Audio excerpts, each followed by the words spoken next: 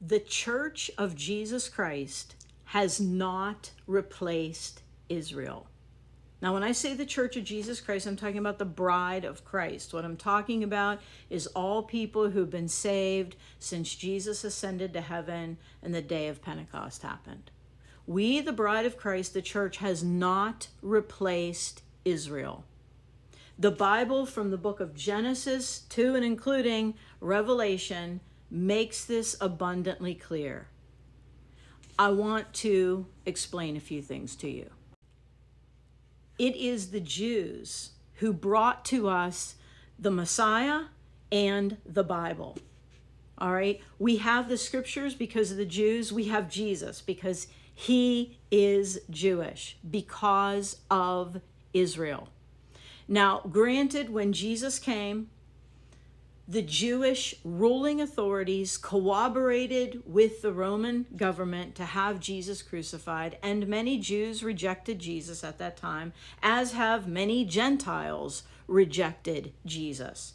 But the fact of the matter is that God has made a covenant with them that he is never going to go back on.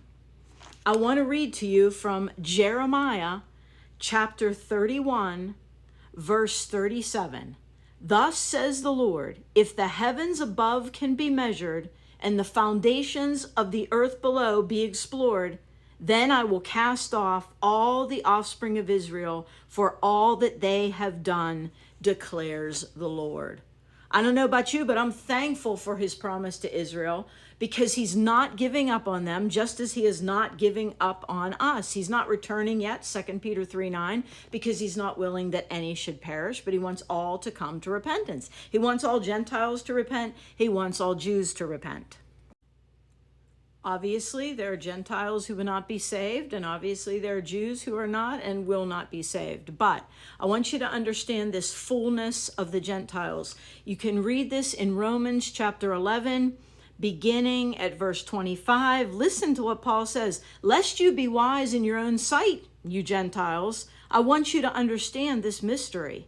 A partial hardening has come upon Israel until the fullness of the Gentiles has come in.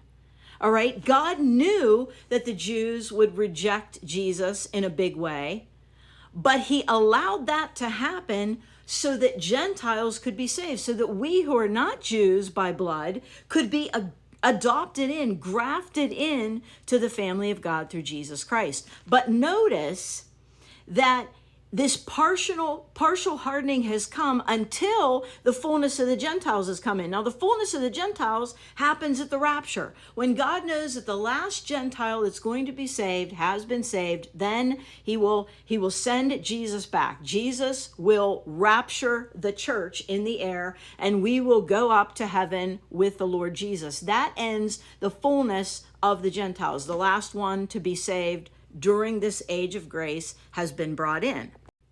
The next verse, verse 26 and 27 says, and in this way, all Israel will be saved. The deliverer is going to come from Zion. He's going to banish ungodliness from Israel.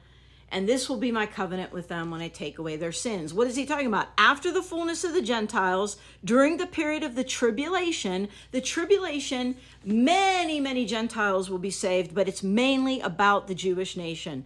God is going to continue to work with the Jews during the 7 years of tribulation. And we're going to see 144 Jewish witnesses sealed. We're going to see them preaching the gospel. We're going to see untold numbers of people getting saved and many Jews coming back to Jesus and for the first time recognizing who he is. And that, the second coming of Jesus, not the rapture, but the second coming after the tribulation, marks the end of the times of the Gentiles, okay?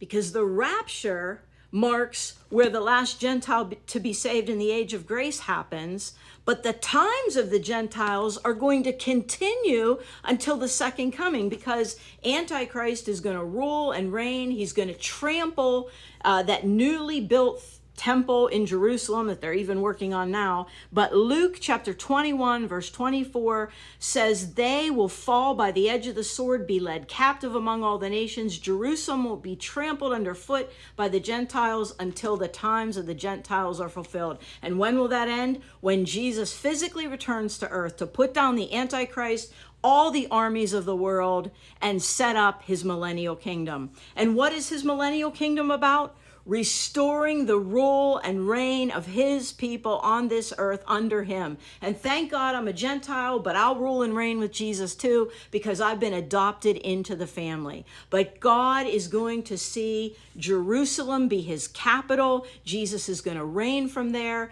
Jesus is going to do amazing things. He has not given up on his promises to the Jews. The land in the Middle East belongs to them. It's much bigger than the geographical territory that they have right now. And we're going to see that all take place when the times of the Gentiles are over and the millennial reign of Christ happens before the new heavens and the new earth. So listen, the church has not replaced Israel. God has a plan because he loves the Gentiles and he loves the Jews, and he's keeping his covenant with both of us because of Jesus Christ.